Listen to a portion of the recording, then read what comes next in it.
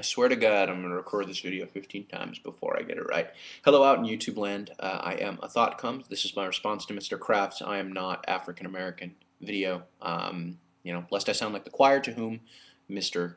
Kraft is preaching. I have to agree, I don't really see much accuracy in the African American term, or at least the term African American, when referring to black people of African descent who live in America. Um, Really, I feel the term African American implies a deeper cultural connection to Africa that most Black Americans neither have nor really want to have. With that said, there are also Black people. There are also people from Africa who have, whose experience is so drastically different from that of most Black people in this country that even they repudiate the term African American when applied to when applied to Black Americans. Um, while I think while I think political correctness is important in a way. You don't want to label people in a way that implies being that they are somehow being demeaned or dehumanized or demonized.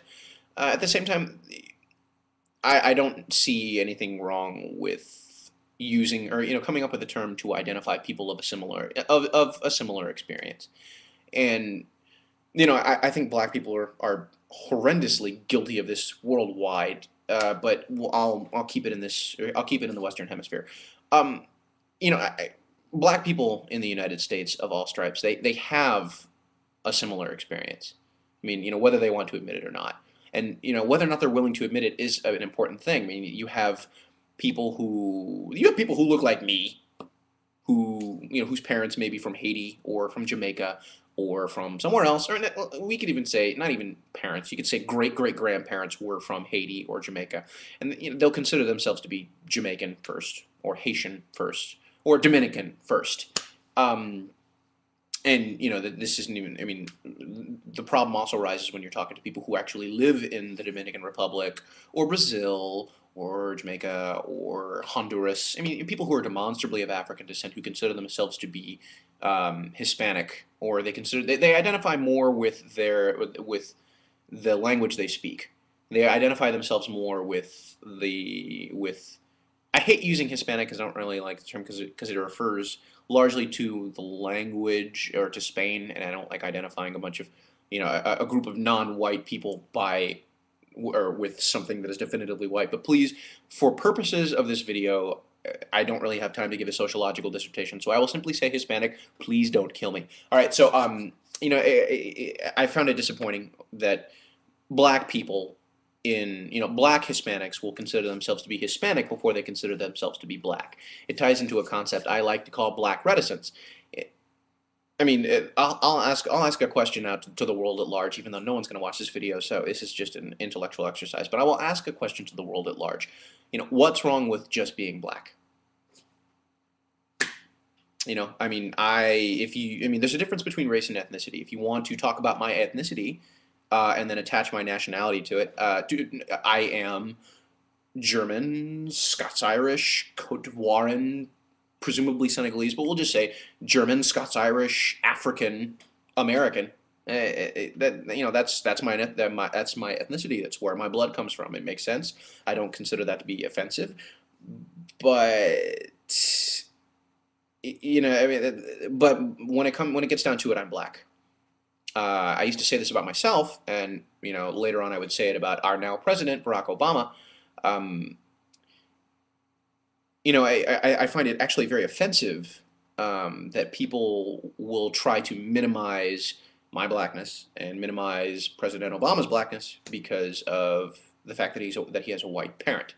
You know, I I find it interesting that if a black man is running for president, or if a black man with a white parent is running for president, then he's only half black or half white. But if a black man with a white parent steals your car, then he is a black man. There's really no getting around. There's really no getting around that. I've always found it offensive that people have.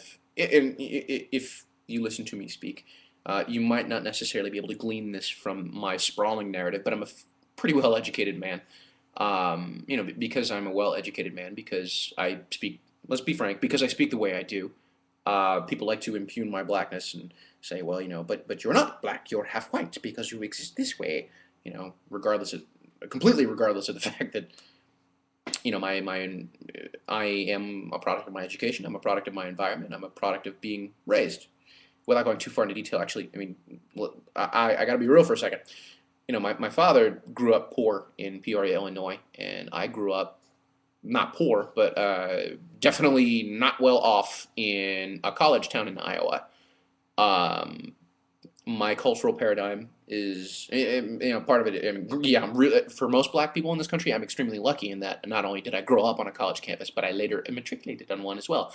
Uh, my paradigm has always been black people are educated people because all the black people I knew growing up were either Africans, African immigrants who were grad students, or black people, mostly athletes who were going to college on athletic scholarships. So I don't know. I'm rambling at this point, but I suppose I also don't want to minimize the experience of African people or minimize the experience of people who truly feel a connection to Africa. I don't. I know my history. Well, I know enough of it anyway. I respect the legacy of my African ancestors.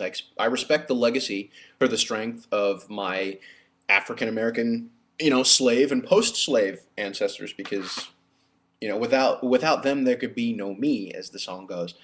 But my experience is I mean, I really think black people in America, post African Americans, if you will, I really think black people who don't feel the connection to Africa, whose cultural experience is one not defined by the usually West African or East African paradigm. I really think those people need to be respected as a group with an experience, which is the reason why I don't like minimization attitude of, well, why can't we just issue labels and just call ourselves American?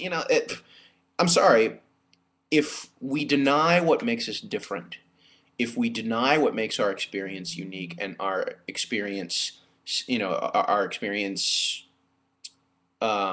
particular, specific. If we deny that aspect of ourselves, then we deny a fundamental aspect of what makes us American. What makes the United States of America different from most countries is that it is constructed of often competing cultures. I mean, it's constructed of all of us.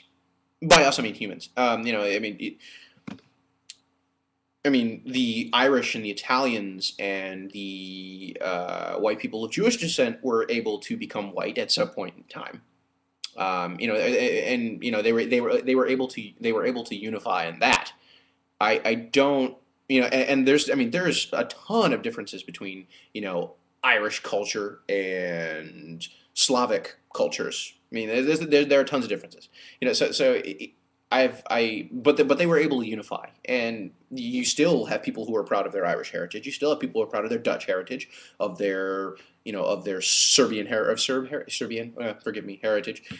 I don't understand what it is that prevents people from one person from saying, look, I am a white American and this is my experience. I am a black American and this is my experience. We are different, but both of our experiences are valid, and this is, this is what makes America America. Yeah, if I've covered this already, turn it off. But I want to just a quick thing about the Hispanic section on census ballots, which I think that's a big thing. I've always thought that forcing or allowing people to classify themselves as Hispanics is just a means of control. It's just a means of keeping. It's just a means of keeping the black population down by making people who are, for all intents and purposes, black identify more with Spanish culture than their racial makeup. I don't know. It's all a big mix-up. Mr. Kraft, thank you very much for posting such a thought-provoking video. Maybe next time I'll go off in notes, but for now, I just want to say thank you very much and good night.